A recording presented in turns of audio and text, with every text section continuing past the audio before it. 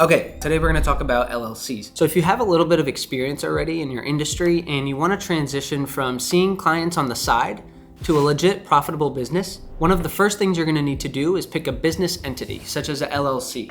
And I spent months researching and procrastinating this, so in this video, I'm going to save you months of stress and confusion. By the end of it, you'll know everything you need to know about LLCs and you'll be on your way to starting your business. So an LLC, or a limited liability company, is a business structure that offers you personal liability protection. This basically means that your personal assets are protected in case your business undergoes legal issues or debts. So one of the main benefits that you get from the LLC is that it provides the flexibility that you would get in a sole proprietorship with the liability protection that you would get in a corporation. Plus, it also gives you a lot of tax flexibility, which just allows you to choose how you want to be taxed. Overall, it's a really straightforward and efficient way to structure your business. Now, to actually create the LLC, there's going to be a few steps that you need to take.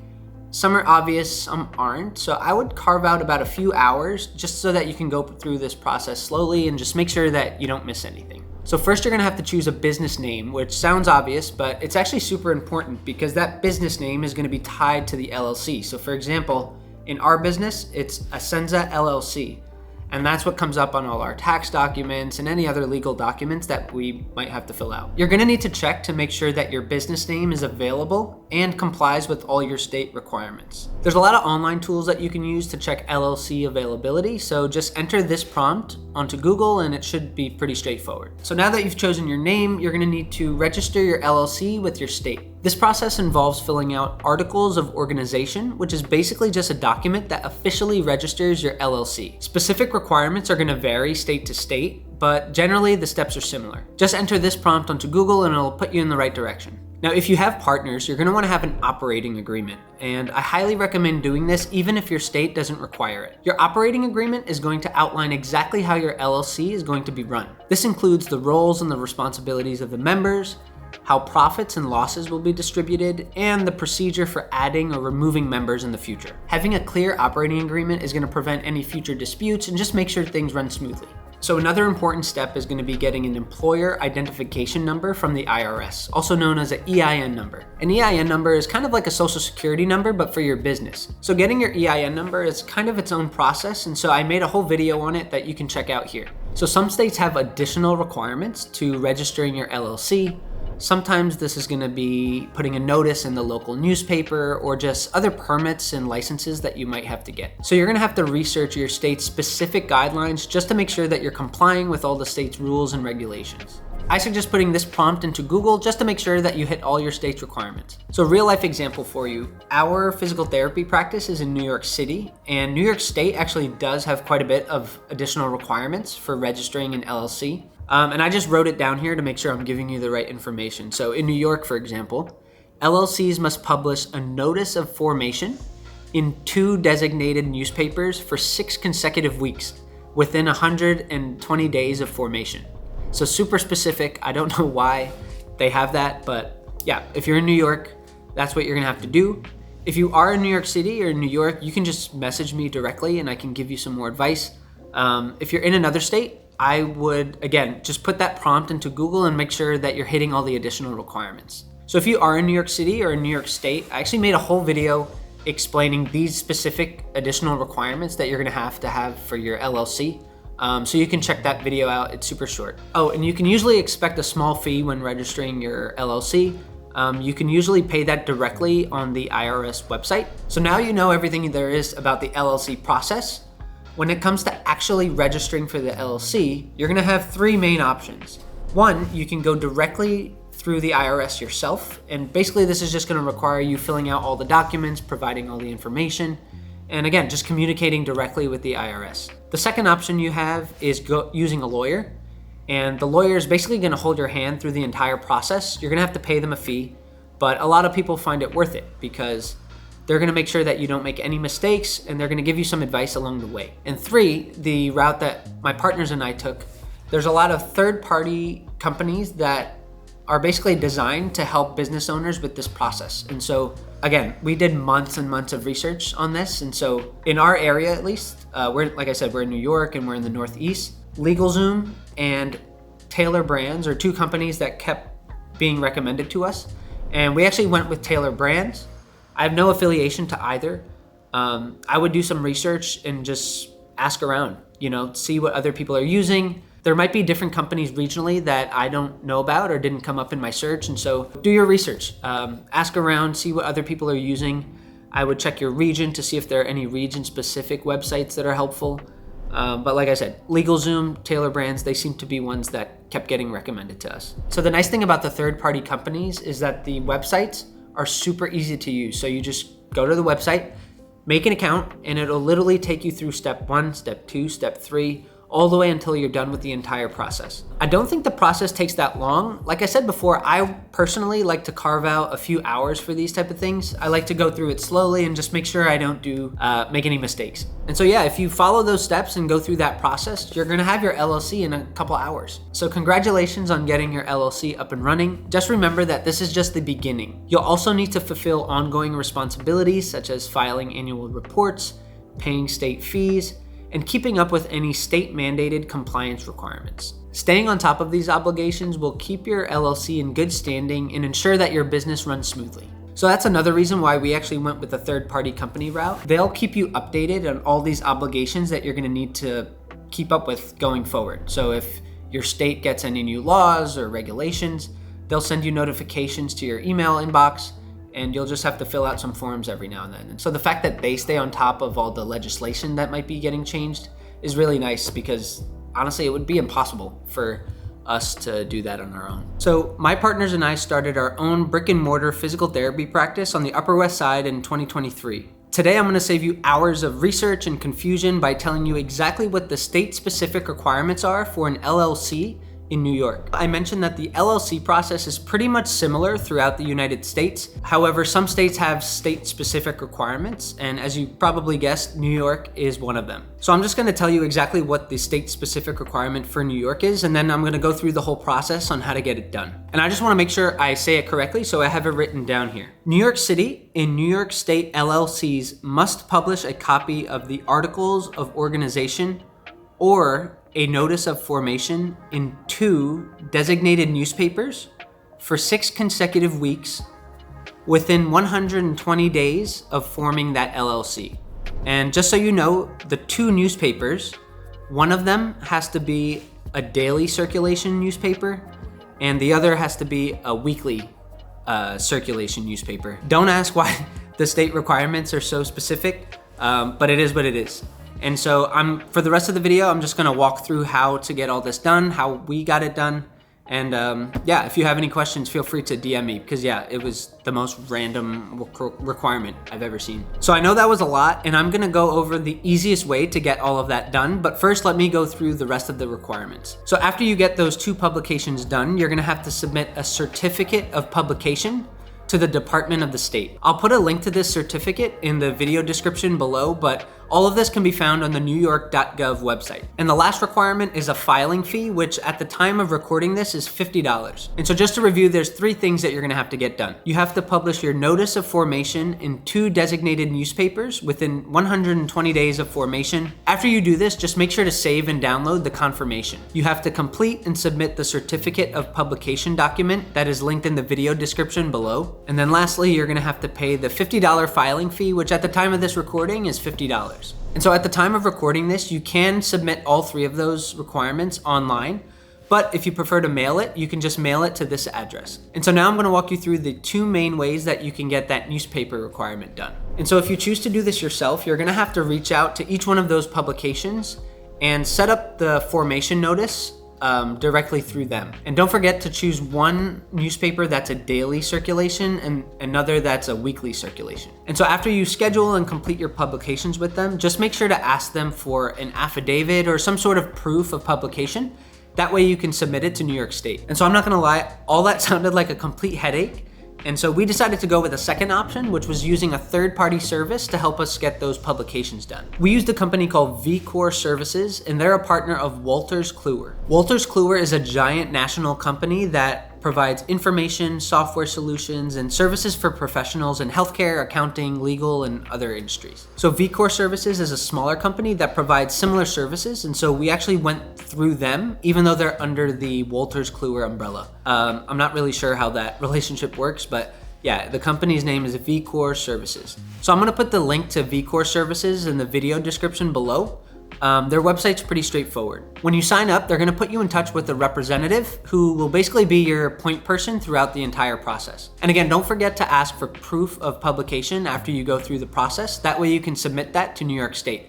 I'll put up on the screen what our proof look like. I'm just gonna block off our personal information. I know I just threw a lot at you, so let's just recap again. There's 3 state-specific requirements. You're gonna have those 2 newspapers that you're gonna have to publish your formation notice in. You're gonna have to fill out the certificate of publication that you'll submit on the New York State website, and then the $50 filing fee. You're gonna mail those to this address, or you can just submit them online. And look, man, I know this sounds like a lot. I know it's overwhelming, but don't let this small headache in the beginning prevent you from getting your business started. Look, it's definitely not a fun or glamorous part about being a business owner. It's just one of those one-time things that you're gonna have to bang out and get it out of the way. So now that you have the LLC process covered, you have the New York State requirements covered, your next step is gonna be getting that EIN number. So today I'm gonna tell you exactly what an EIN is and exactly how to get one of your own. That way you'll be one step closer to getting your business off the ground. So what exactly is an EIN? EIN stands for Employer Identification Number, and it's issued by the IRS. And just so you know, the IRS is the Internal Revenue Service. So think of an EIN as a social security number for your business. It's important for tax purposes, and it's also just a way for you to legally identify your business. So you might be wondering why you need an EIN in the first place. Well, if you plan on hiring employees in the future, if you plan on opening business bank accounts, if you plan on applying for business loans, you're gonna need an EIN. It's also a great way to keep your personal finances and your business finances separate because it'll protect your personal social security number. And if you have partners like I do, you can imagine that each person having to use their social security number or deciding on one person having to use their social security number to do certain things can get really messy. And so having the EIN number is just gonna protect all of us and just make things a lot smoother. So before you apply for the EIN number, I suggest gathering a few bits of information and just keeping it handy with you throughout the process. That way you don't have to go searching for information while you're filling out the application. So the information you're gonna wanna have handy is your business name, your business address, and also your business entity type. So for our business, we're an LLC, but you're gonna wanna make sure that you know whether you're an LLC, a sole proprietorship, or a corporation. So now let's talk through the application process. You can apply for an EIN directly on the IRS website, which is gonna be the fastest and the easiest way to get it done. And surprisingly, applying for an EIN is a free service offered by the IRS. And I say surprisingly because I feel like throughout the entire process of getting our business started, we were hit with all these fees and things you had to sign up for and pay for, and so the fact that the EIN was free was just a really nice breath of fresh air. Oh, and I just want to say, technically you can apply for an EIN over the phone, via mail, via fax. I just mentioned online because I think it's the fastest and the easiest way, but do whatever convenient for you and accessible for you. So I have my laptop here and I'm just gonna walk you through the online process. So I'm gonna go into screen record mode now. You're gonna go to this page on the IRS website, which I will link in the video description below. Scroll down and click this button. It will take you to a page called EIN Assistant. And just notice that there are some rules here. And so these are pretty important. You must complete this application in one session, as you will not be able to save and return at a later time. For security purposes, your session will expire after 15 minutes of inactivity and you will need to start over. And then lastly, it just says that you will receive your EIN immediately upon verification, which is pretty nice. So just click begin. There are 5 steps here that should take about 5 to 10 minutes total. The steps are identify, authenticate, addresses, details, and confirmation. And you can see them listed there at the top. And so I already did this, obviously, and so I'm not gonna go through it again, but this is just to show you that the process is really simple. There's only 5 steps. The entire thing should take about 10 minutes. And once you go through that confirmation step, you should get your EIN pretty much immediately. Oh, and I suggest saving a copy of the confirmation page that you get after going through the process. That way you just have it for your records. So now that you have your EIN, congratulations. I'm gonna go through some tips that I wish someone told us when we were going through this process. And so make sure to keep your EIN safe, just like you would your personal social security number. If your business information changes for whatever reason, you are gonna have to update your EIN. We haven't had to go through this yet, but once we do, I'll update you guys on what that process is like. And so just a quick detail on that. You do not need to update your EIN if your business name changes or if your business address changes. However, you do have to update your EIN if your business structure changes or if ownership changes in any way. Structure meaning LLC, sole proprietorship, corporation, and then obviously ownership. If you sell the business, they're gonna need a new EIN if you add an owner or if you subtract an owner. And this is super niche, but if you're like us and you're doing business in New York State, there is a specific requirement that if you're a business with employees, you have to register your business with the New York State Department of Labor after getting your EIN. And so we don't have employees yet, but as soon as we go through that process, I'll give you guys an update on what that's like. So now that you have your EIN number covered, your next step might be opening up a business bank account to protect your personal finances. So keeping your personal and your business finances separate is gonna be super important for tax purposes and for building up your professional credibility. So when you finally start your business, making sure that you have a dedicated business bank account isn't just a formality, it's actually the foundation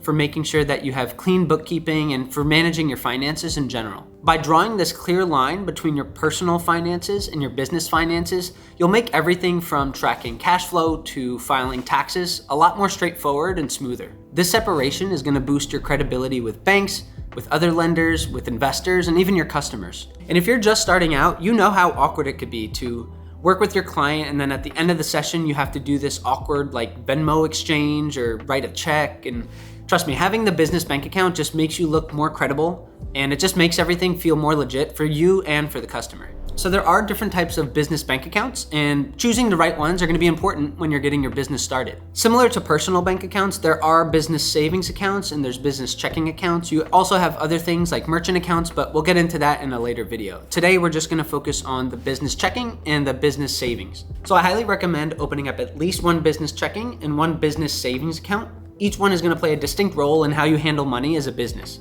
So for example, your checking account is gonna be perfect for everyday expenses. These are things like paying bills, ordering supplies, any other expenses you may have. And your savings account is gonna be perfect for setting cash aside as future reserves. That way you have it for any future growth opportunities or if any unexpected emergencies pop up. So understanding the different benefits and limitations of each of these accounts is gonna help you choose which one is right for your business model. So now we're gonna get into the specifics, and we learned this the long way. And so today I'm gonna save you a lot of time and just tell you exactly what documents you're gonna need to get your business bank account started. I would have these handy as you're going through the process. That way you're not fumbling through files to find stuff and it just streamlines the whole process. I wrote it all down, that way I don't miss anything. So before you head to the bank or go to the bank's website, you're gonna need your business registration documents. You're gonna need your EIN or your employer identification number.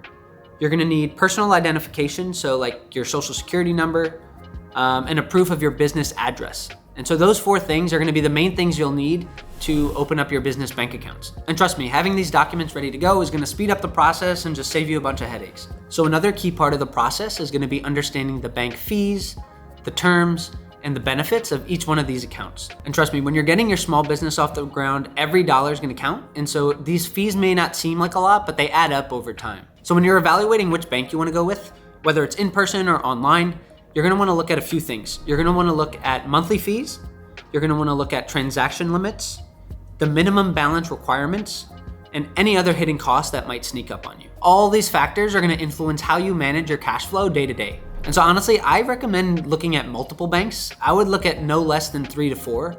And when you're going through this process, choose a bank that not only has competitive rates, but also fits the unique needs of your business. So for example, I mentioned transaction limits before. And in our business, we charge a lot of our patients a copay every single day. And so that's a lot of transactions. And we needed to make sure that our business checking account didn't have any transaction limits that would limit the amount of copays that we would be able to charge, because obviously that would be a big hindrance to our business. Oh, and another thing, when you're doing your research on these business bank accounts, you're gonna notice that there's a lot of online only banks. And so that's another thing you're gonna have to take into account. If you're someone who feels more comfortable having a physical location that you could go into, obviously the online option may not be for you. And so I'm not trying to sway you one way versus the other. I would say that if you're like us and you're a brick and mortar business, having local branch support is actually a big asset. So this is my personal opinion, but I think banks with local branches provide a little bit more than the typical banking services that you might get from an online bank. And so For me, I just feel more comfortable as a brick and mortar business, having someone that I can go to in the community that understands the nuances of our market, or just that can give me more tailored advice. Here in Manhattan, we obviously have a different market than anywhere else in the country. And so I just want to make sure that the person I'm talking to understands that. And I'm sure there are online banks that do, but like I said, it just makes me feel more comfortable talking to someone within the community that my business is in. So now I'm going to walk you through the exact steps that you'll need to take to open up your business bank account. If you're doing this in person, I recommend, dedicating half a day or so to give yourself some time to go to the branch and talk to people there. If you're doing this online, I would set aside, maybe an hour or two to get this done. I doubt it takes that long, but I just like to set aside a good amount of time so I can go through it slowly and make sure I don't make any mistakes. So when we were going through this for the first time, we didn't really know what we were doing. And so it kind of took us longer than it probably needed to. And so I just took all that information and narrowed it down into 5 steps. Step 1, you're gonna research your local banks, your national banks, and just compare the different types of business bank accounts that they each offer. And I highly recommend researching at least 3 to 4 different banks. Step 2, you're gonna gather all the necessary documents that you'll need to go through the process smoothly. Like I mentioned before, that's gonna be your business registration documents, your EIN, your personal IDs like your social security number, and your proof of your business address. Step 3, you're gonna look at the fee structures and the service benefits of each one of the accounts that you researched, and finally narrow down which one best suits your needs. Step 4, if your bank has a physical location, I highly recommend going in person to open up the account. This allows you to meet someone at the bank who will be your point person going forward if you have any questions. And obviously you can set up online banking for all of these accounts. Step 5, if you chose an online-only bank, you're gonna go through the application process on their website. Usually these online applications have a user interface that's really easy to follow, and so it should be pretty straightforward.